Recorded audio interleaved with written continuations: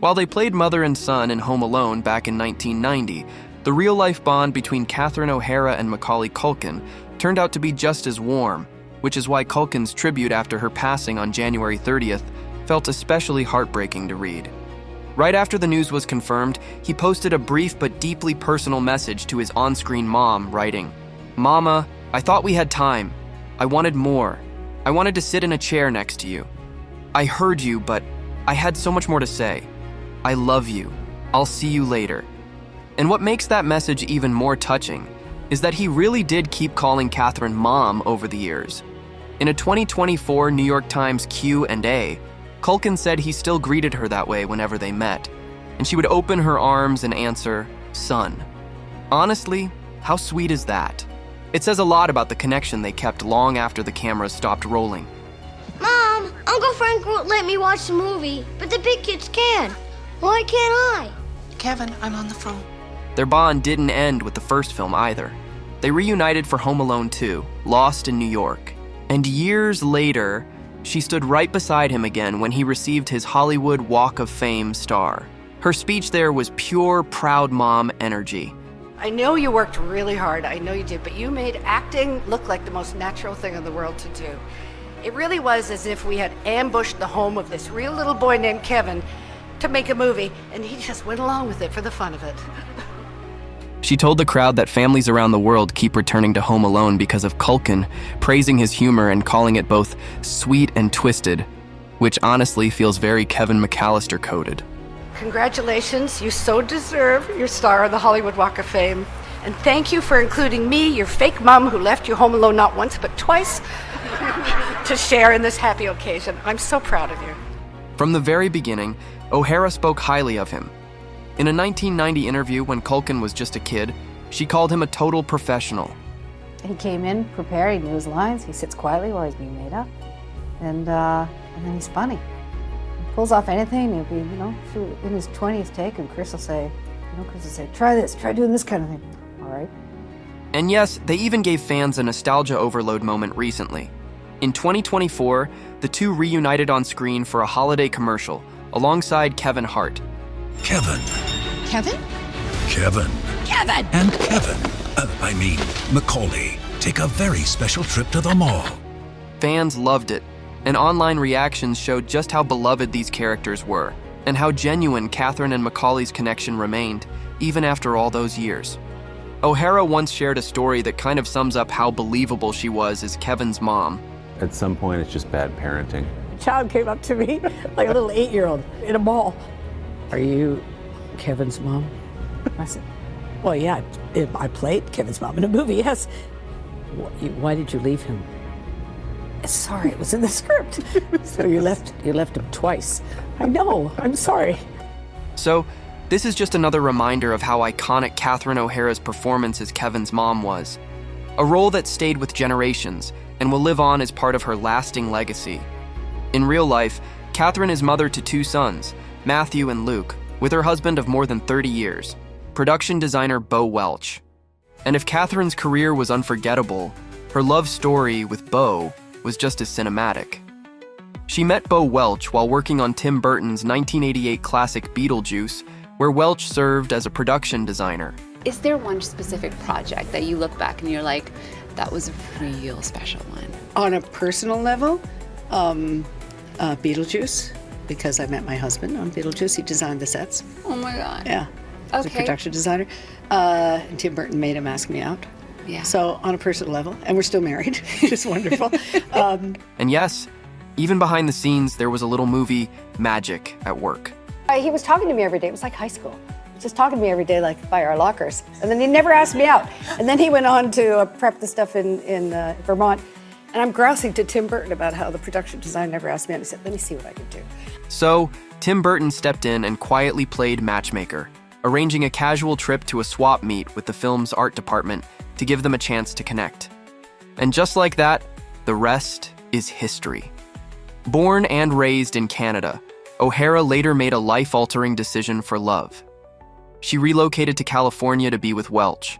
She later told The New Yorker, "I moved to LA to be with him. Yeah, I moved for love."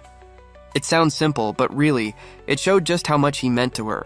The couple married on April 25, 1992, and even their wedding chapter came with an unforgettable story. As a gift, Tim Burton arranged a private Vatican tour for them. Okay, a priest took us around. He got yelled at one point. I wish I spoke Italian, but he was definitely getting yelled at by another priest because we were in the Pope's closet, like looking at garments. It was crazy. We were in the elevator that he takes down to St. Peter's Basilica to do Mass. The tour ended in a small museum filled with gifts given to the Vatican, where the same priest jokingly pretended to slip a crown into Beau's backpack while taking pictures of them. Not long after these unforgettable adventures, Catherine and Beau began building their family. They welcomed their first son, Matthew, in 1994, followed by Luke in 1997. Though the boys were raised in Canada, they later found their own paths in Hollywood, working in set dressing and construction, and even teaming up with their mother during her time on Schitt's Creek. Would you believe us if we told you that Catherine was not a fan of shooting scenes alone? The Schitt's Creek star has admitted that she felt like she was showing off when she performed solo scenes and would rather be with someone else on screen or stage so she could share the showing off, and didn't feel all attention was on her, which was bizarre considering that she was a fan favorite. After the show's widespread success, it's hard to imagine that Catherine was reluctant to join the cast when Dan Levy first approached her. She only jumped on board after being told that she could be involved in creating her character. Dan was fortunately more than happy to oblige. Moira's use of the English language and fashion choices in Moira's voice were all Catherine's ideas. Oh dear. David's nocturnal enuresis used to only happen when he went to bed all juiced up with excited anticipation about something. I explain the voice as souvenirs from all my world travel. I've taken a bit of all the people I've met in the world, and I am sharing it with you. Well, the accent was kind of up to me. The accents, I should say. Because when people try to imitate that character, the mistake most people make is being consistent. I was like, no, don't.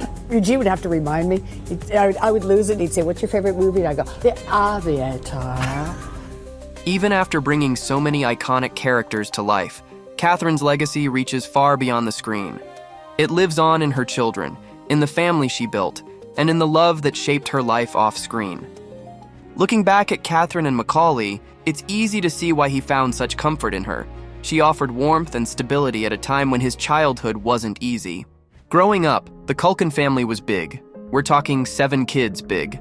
Their parents, Kit Culkin and Patricia Brentrup, were raising the whole crew, Shane, Macaulay, Kieran, Rory, and their sisters, including Dakota, in a cramped New York City apartment. Money was tight, to say the least. We lived in a tight space where it was just 7 of us running around. It was like a sort of little... So, to get by, acting became the family business. Every kid was pushed into auditions, and things got so tight that Macaulay would crawl under theater bleachers looking for spare change. Mom's pretty busy. Does Mom go with you, though, when you go out to shoot? How do you do this? Well, sometimes my dad goes out, and sometimes my mom goes out. They alternate most of the time. Is it fun? Do you like the job of acting? You think you might want to do this forever? Yes, I do. Yeah? Yes, I saw a little hesitation there. No, I was thinking about it. Like, yeah, definitely. Then everything changed when Macaulay shot to fame with Home Alone and Richie Rich. But things behind the scenes weren't so glamorous. His dad, Kit, became his full-time manager, pushing him relentlessly, forcing him to stay up late memorizing lines no matter how tired he was. They never told me how much I made or how much I had built up. As Macaulay later revealed, his father was both physically and emotionally abusive, even resenting him for outshining him. By the age of 10, I had already achieved more than he ever did, Macaulay once said. Now I just wear a hat, walk with my head down. Why? Is it kind of, you're just getting used to everybody recognizing you? Yeah, kind of. So it's like, I want to go to the arcade and I just want to play a video game. Things only got worse after Kit and Patricia split in 1995, sparking a messy custody battle over the kids and Macaulay's huge Hollywood fortune. My parents are smart enough to put most of it, about 90% of my money, into a guarded account that even I couldn't touch until I turned 18. Luckily, after some turbulent years, Macaulay finally found peace and happiness with Brenda Song. They've been together since 2017, got engaged in early 2022, and now share 2 sons, Dakota, born in April 2021, and Carson, born in December 2022, giving him the family and stability he'd long been searching for.